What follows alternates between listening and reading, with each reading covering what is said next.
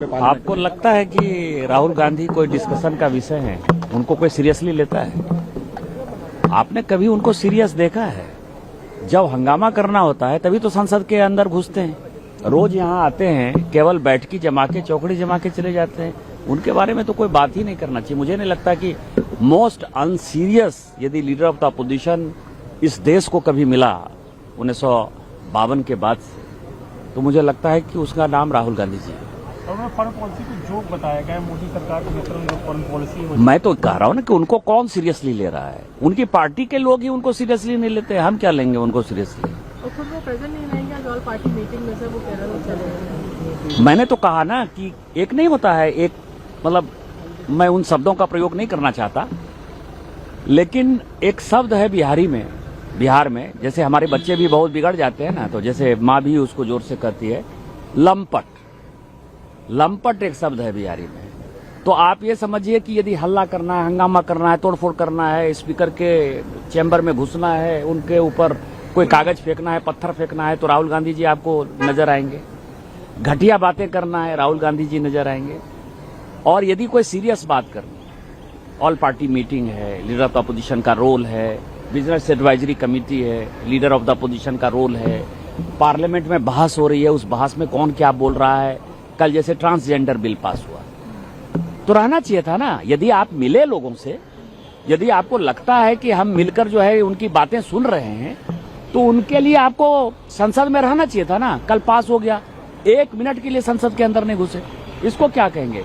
इसीलिए उस प्रकार के व्यक्ति के बारे में, अनसीरियस व्यक्ति के बारे में बहुत ज्यादा बात करने की आवश्यकता नहीं है। सर, कांग्रेस ने एलपीजी को लेकर भी प्रोटेस्ट किया है मुकद्दमा पर। वो अलग चीज है, लेकिन आज जो मैंने ट्वीट किया है ये बड़ा इम्पोर्टेंट है। आज मेरा 9वां दिन है जो मैंने एक शपथ ली हुई है कि 365 दिन मैं कांग्रेस के कारनामों का ट्वीट करूंगा। और वो देश को जानने के लिए बहुत ही महत्वपूर्ण है कि 25 मार्च 1914 को ब्रिटिश इंडिया, चाइना और तिब्बत के बीच में एक समझौता, और वो समझौता ये कहा कि तिब्बत एक जमाने में बहुत ही बड़ा राज्य था। तिब्बत के राजा ने जो है चीन पर कब्जा करके उस परिवार में, राज परिवार में शादी की थी।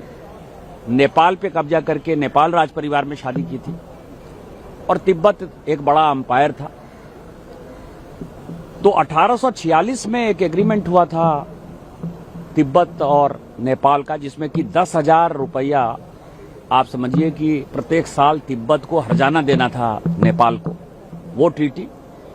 और जम्मू कश्मीर के साथ तिब्बत का एक एग्रीमेंट हुआ था 1842 का। उन दोनों एग्रीमेंट के बाद मैकमोहन ने एक लाइन तय की थी, लेकिन नेहरू जी ने मई 1951 में 17 पॉइंट एक एजेंडा एग्रीमेंट हुआ था तिब्बत और चाइना के बीच, उसमें उसको मान लिया। उसके मानने के कारण चीन का पार्ट जो है तिब्बत हो गया और चीन हमारा पड़ोसी हो गया। इससे भी उनका मन नहीं भरा, तो 29 अप्रैल 1954 को एक एग्रीमेंट जो है उन्होंने चीन के साथ किया। और उसमें नेहरू जी ने ये खुली छूट दी कि चीन के जितने आदमी यहाँ आना चाहते हैं, व्यापार करना चाहते हैं, वो बिना वीजा परमिट के वो जो है वो भारत में आएंगे, जहां बसना चाहते हैं वो बस जाएंगे। और तिब्बत जो है चीन का पार्ट हो गया। उसका नतीजा हुआ 1954 के उस एग्रीमेंट का नतीजा हुआ, आपको पता है कि आज भी 78,000 वर्ग स्क्वायर किलोमीटर जमीन हमारा चीन ने कब्जा कर लिया है। अक्साई चीन पे जब रोड बना रहा था चीन, तो 1954-55 में हमारे जब सैनिक कुछ पकड़ा गए, तो आपको पता है कि 2 महीने तक नेहरू जी उस बात को छिपाते रहे पार्लियामेंट में कि इस तरह की कोई बात नहीं है। और उन्होंने अपने स्पीच में पार्लियामेंट में कहा, 1958 में ये फैक्ट है कि 1955 से मुझे पता था कि अक्साई चीन में रोड बन रहा है, अक्साई चीन के कब्जे में चला गया है, लेकिन वो गोबी डिजर्ट की तरह है, जिसमें कि रेगिस्तान, ऐसा रेगिस्तान है जिसमें न पानी है, न अन्न है, न जल है। वो आदमी के लायक नहीं था, इसीलिए हमने छोड़ दिया। तो आज ये महत्वपूर्ण है और देश को जानने लायक है।